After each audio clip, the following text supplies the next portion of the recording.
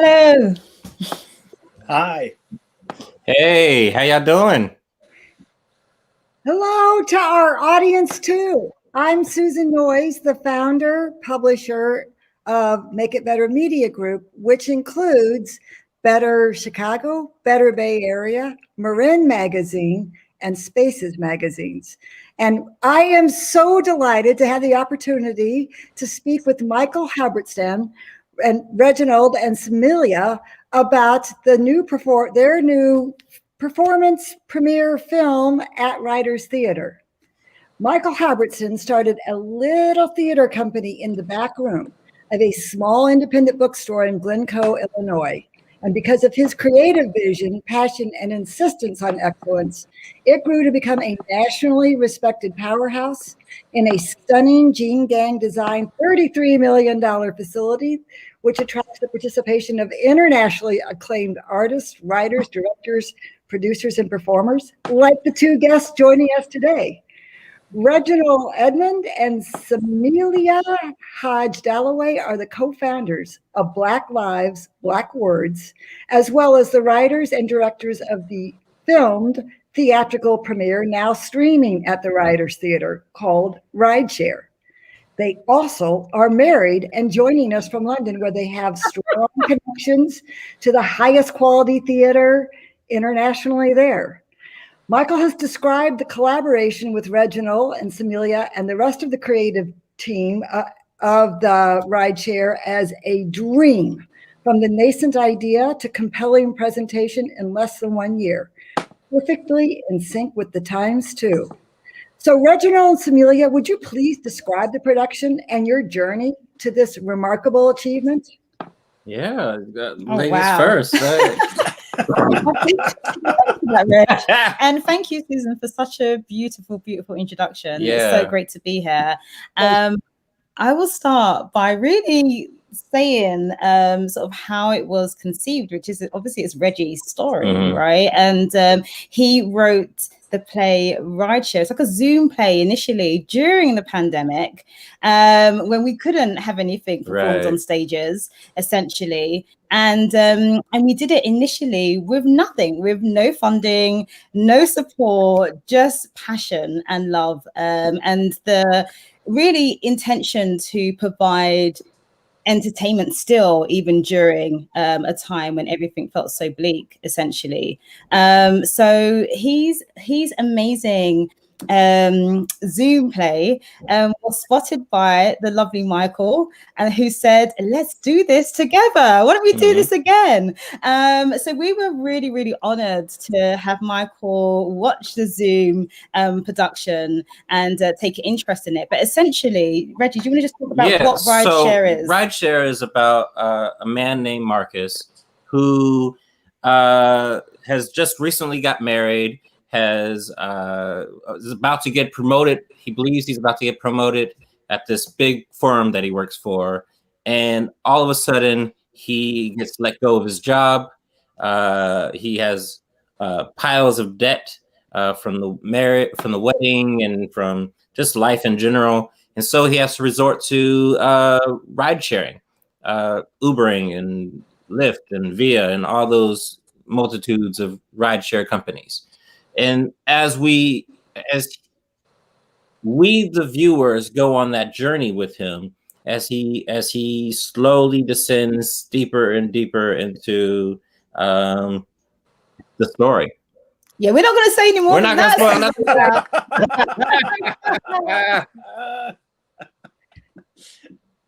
Can't give too much away. Yeah. I understand that this was an opportunity to reach out to other Black voices and incorporate their stories too. Could you talk a little bit about that aspect of the work, please?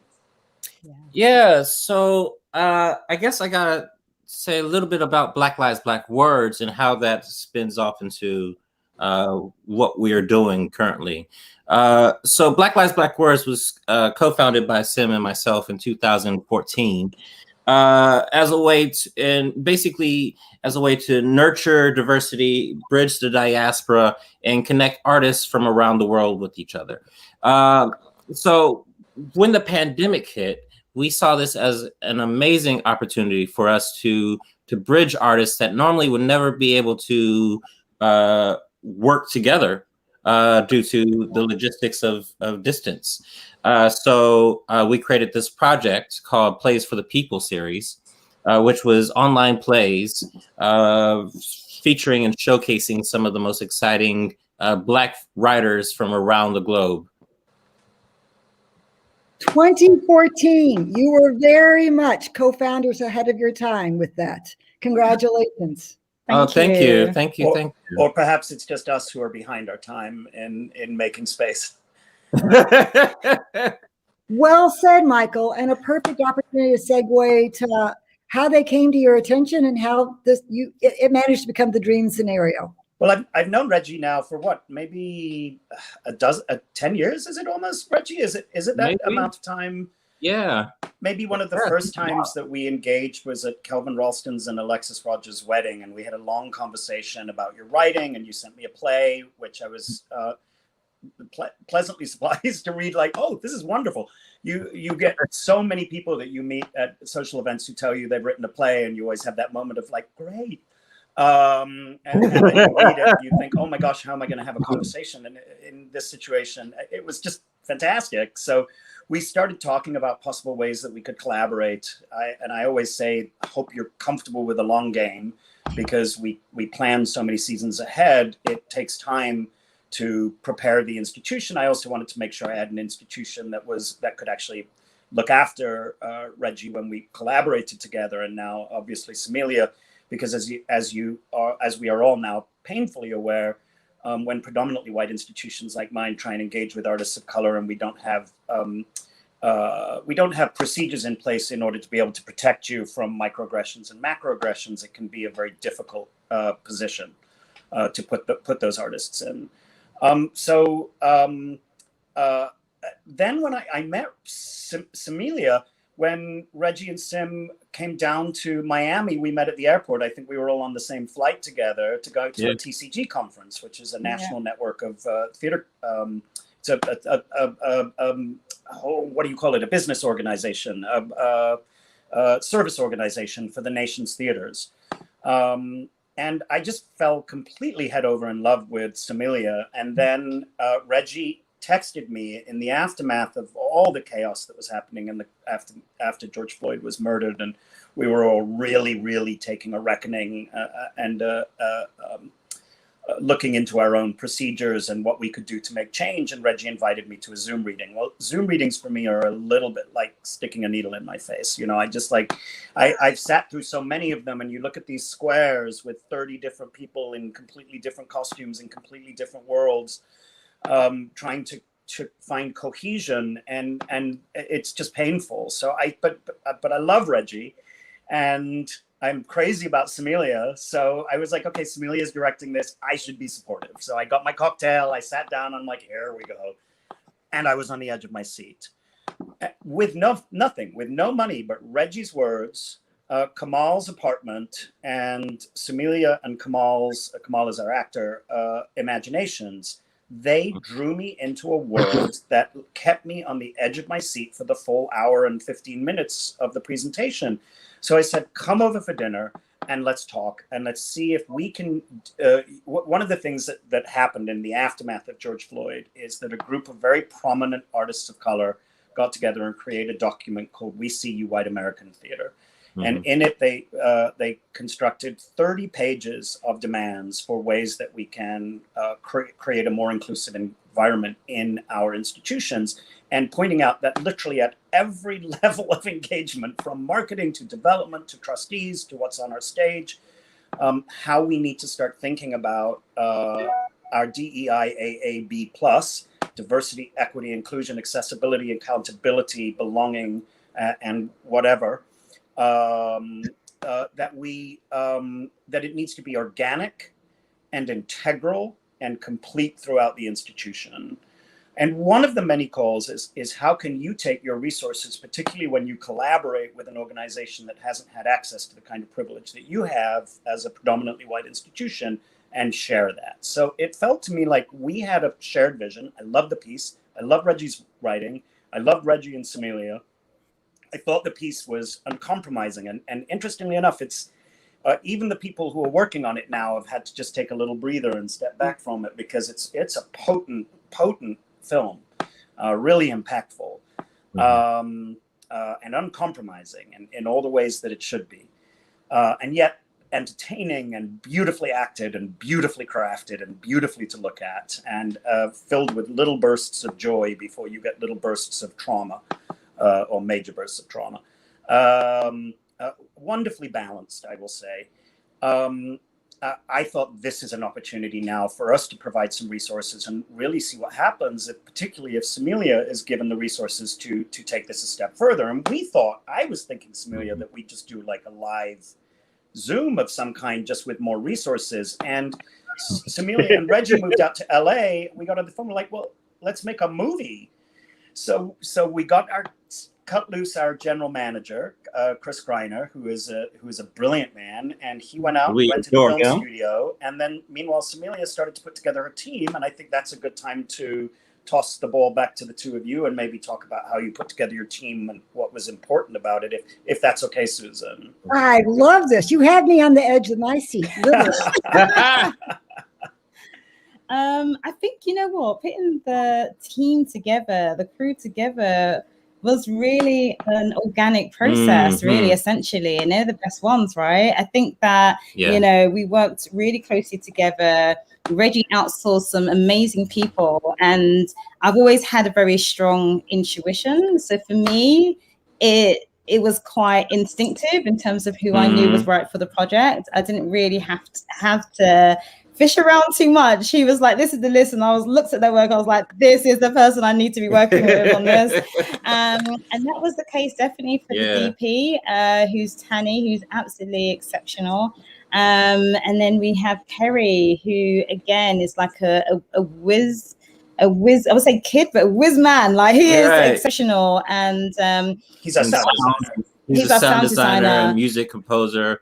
Just brilliant mind. And it was really important for us to, you know, being the co-founders of Black Lives, Black Words, to work with Black and POC creatives in the industry, just knowing how there are disproportionately few opportunities out there. So for us, we definitely ensured that our team was well represented. And also for the subject matter, we really wanted people to really understand and to be able to resonate with what was on the page and the project as well. It's how can I say this? And also, it's a hard ask, I think, because essentially we're going to people who very much sit in the film industry, and we're theatre people, right?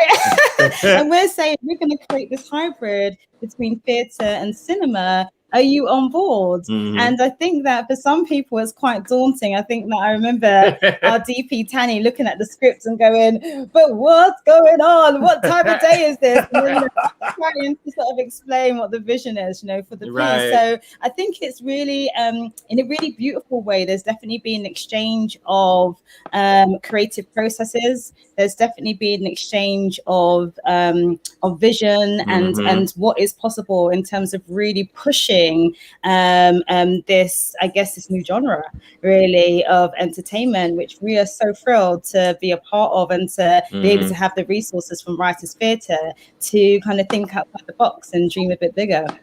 It was really important to me, Susan, that Simeilia and Reginald, had complete artistic control over the piece. So I think part of the challenge is when you're dealing with a piece that is as fiercely anti-racist as this and comes from such a specific narrative. And it was super clear to me, by the way, Chris Greiner and I flew out to LA for the shooting, and we were basically, you know, support staff in the room. I was very good at getting donuts. I did some around to help buy some costumes. I did a lot of cleaning up, and was super happy to do that, because what was such a reward to be in the room was to recognize that all these artists of color were so passionate about the project, because they were centering themselves around Simeilia and Reginald's vision for the piece, but also Tanny, our director of photography, who is such an integral part of the process.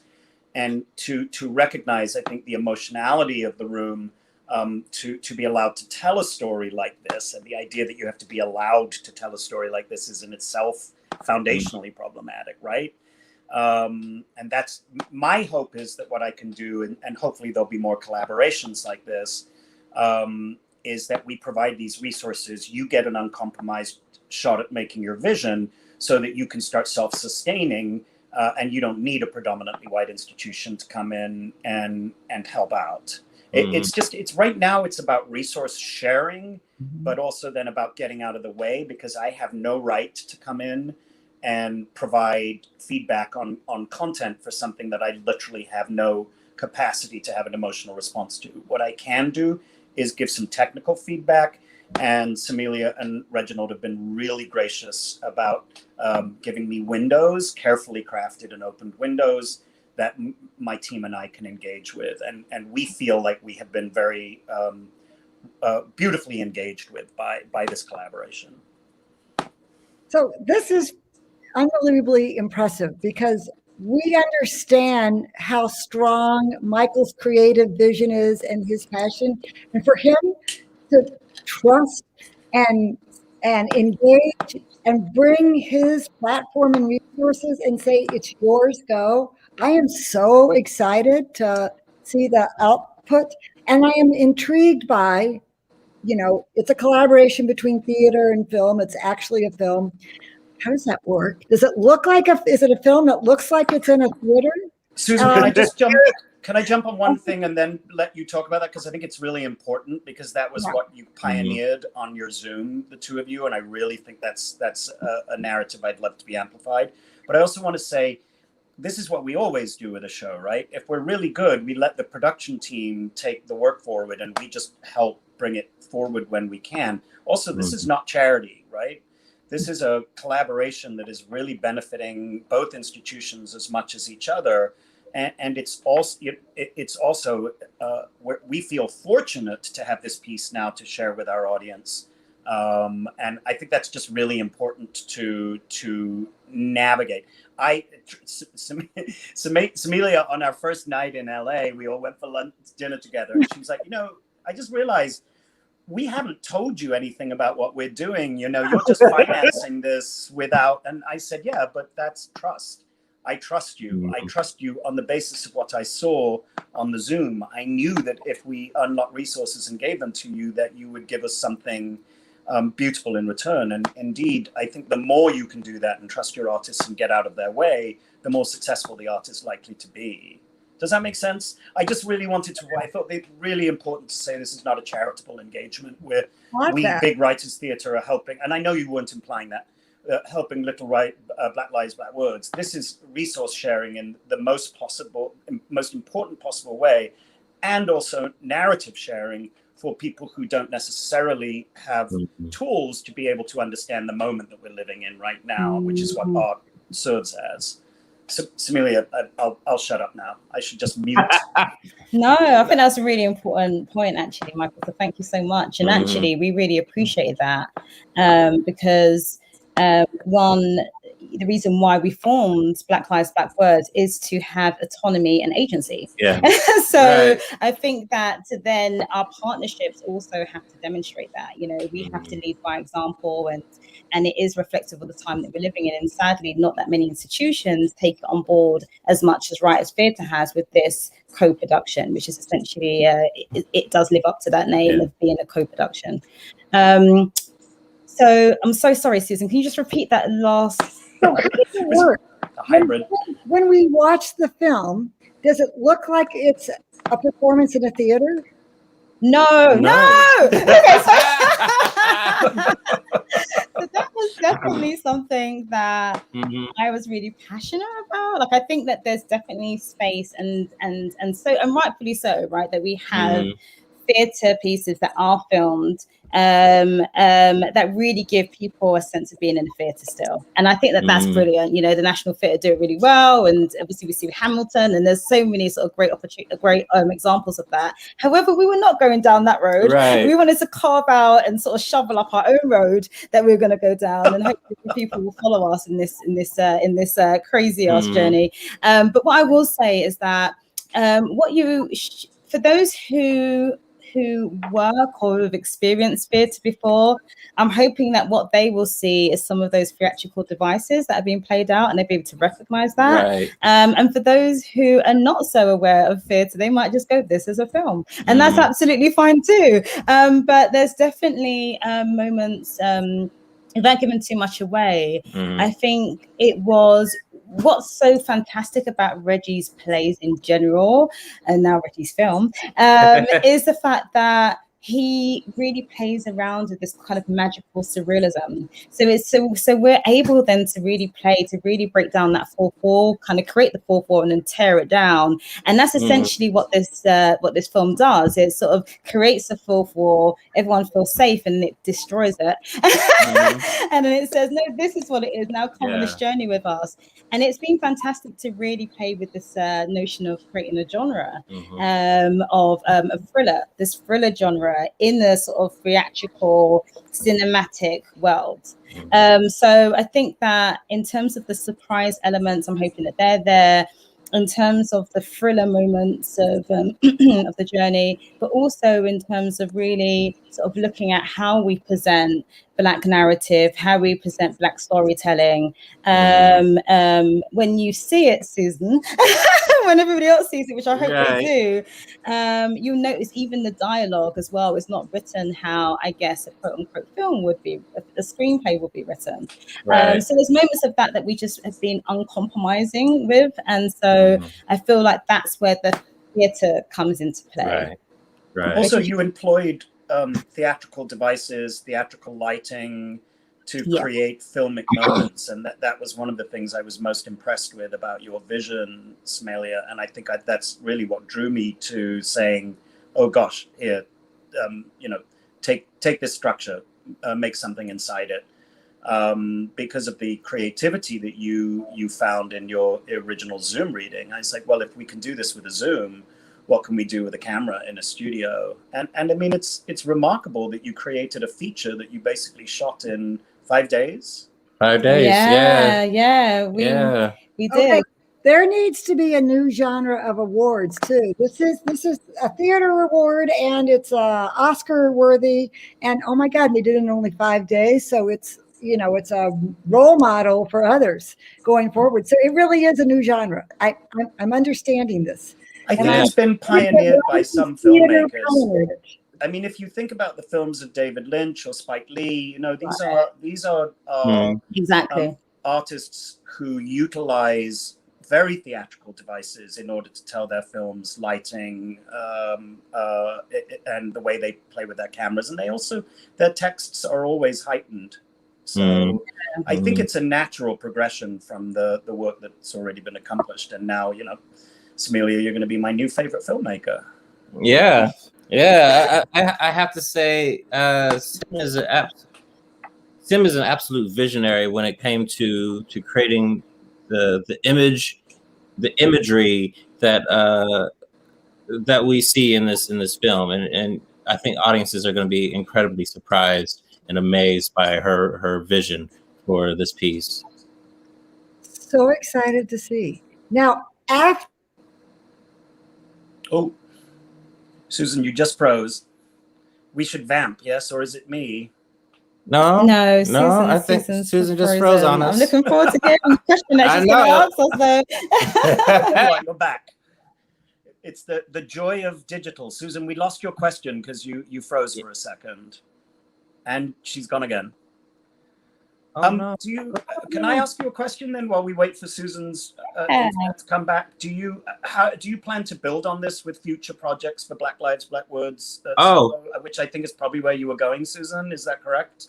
I just wanted to hear where they want to go. Yeah. We're dreaming big. I think we're definitely dreaming big. We have a couple different projects that we're hoping to put forward in the near future. That builds on our hybrid theater film world, and hopefully will provide the opportunity for some amazing artists to be commissioned and developed and produced. And provide really unapologetic artistic responses to the current events that are going on around us. We dream big and we make little mini revolutions happen. So we're excited to see what we can do next. And I'm also pushing for a sequel. And she's also pushing for a sequel. Yes. Remember that, Michael. Remember that. Maybe with a female Uber driver. Right. We'll see. Can you get him in a drone, like one of these drones that's flying backwards and forwards from New York Airport to so that it can all happen in the sky? Exactly. Snakes in a drone. Right. Yeah, exactly. All right. Is there anything else that, Michael, that you would like to tell our audience?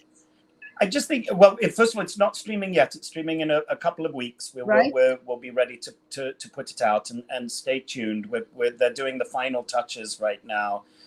Just it's a wonderful solution to this gap right now. I mean, we open up in Illinois on Friday. I think we are having a complete opening. Then at that point, we go to stage 5, which means there are no restrictions anymore. Whether that's a good idea or not, time will tell, right? So I know it's sort of, you will hopefully have some live options to go check out. But I think there's something sort of lovely about the fact that this theatrical hybrid that has a social justice thriller element to it in the same way that Jordan Peele's films are engaging in.